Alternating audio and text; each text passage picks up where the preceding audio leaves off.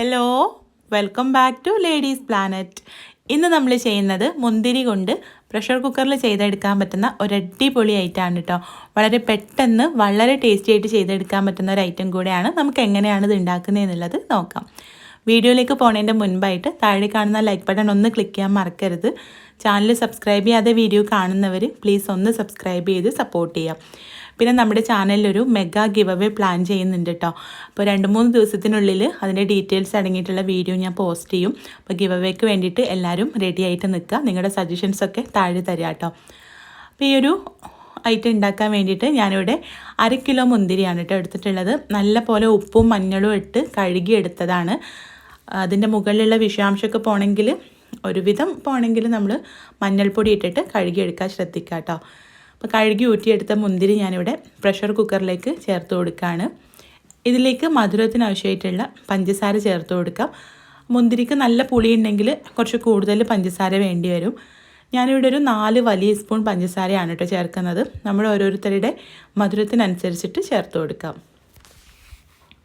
ഇനി മുന്തിരി മുങ്ങിക്കിടക്കുന്ന രീതിയിൽ വെള്ളം ഒഴിച്ചിട്ട് നമുക്കിതൊന്ന് വേവിച്ചെടുക്കാം.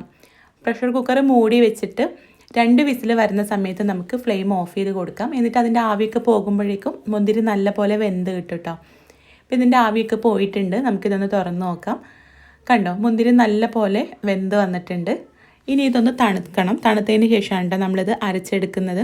ഇപ്പോൾ മുന്തിരി നല്ല പോലെ തണുത്തിട്ടുണ്ട്. ഇനി നമുക്കിത് അരച്ചെടുക്കാം. മിക്സിയുടെ ജാറിലേക്ക് ഈ മുന്തിരി ചേർത്തിട്ട് നല്ല പോലെ ഒന്ന് അരിച്ചെടുക്കാം. അപ്പോൾ ഞാനിതൊരു 2-3 തവണയായിട്ടാണ് കേട്ടോ അരച്ചെടുത്തിട്ടുള്ളത്. ഒരു അരിപ്പയിലൂടെ അരിച്ച് നമുക്ക് സെർവ് ചെയ്യാം. അപ്പോൾ ഇത്രയേ ഉള്ളൂ. വളരെ രുചികരമായിട്ടുള്ള മുന്തിരി ജ്യൂസ് ഇവിടെ റെഡി ആയിട്ടുണ്ട്. സാധാരണ നമ്മൾ മുന്തിരി ജ്യൂസ് ഉണ്ടാക്കുമ്പോൾ നേരിട്ട് അങ്ങോട്ട് അരച്ച് ഉണ്ടാക്കലാണല്ലോ പഞ്ചസാരയും ചേർത്തിട്ട്. പക്ഷേ ഇങ്ങനെ വേവിച്ചിട്ട് ഉണ്ടാക്കി നോക്കിയിട്ടില്ലെങ്കിൽ തീർച്ചയായിട്ടും നിങ്ങൾ ട്രൈ ചെയ്ത് നോക്കണം കേട്ടോ. നിങ്ങൾക്ക് നല്ല പോലെ ഇഷ്ടമാവും.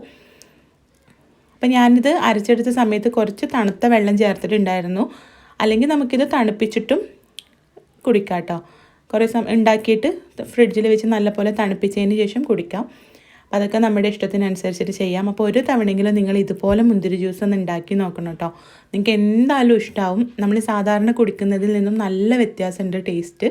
അപ്പോൾ ട്രൈ ചെയ്ത് നോക്കുന്ന സമയത്ത് ഫീഡ്ബാക്ക് അറിയിക്കാനും കൂടുതൽ വീഡിയോസിനായിട്ട് നമ്മുടെ ചാനൽ സബ്സ്ക്രൈബ് ചെയ്യാനും മറക്കരുത്.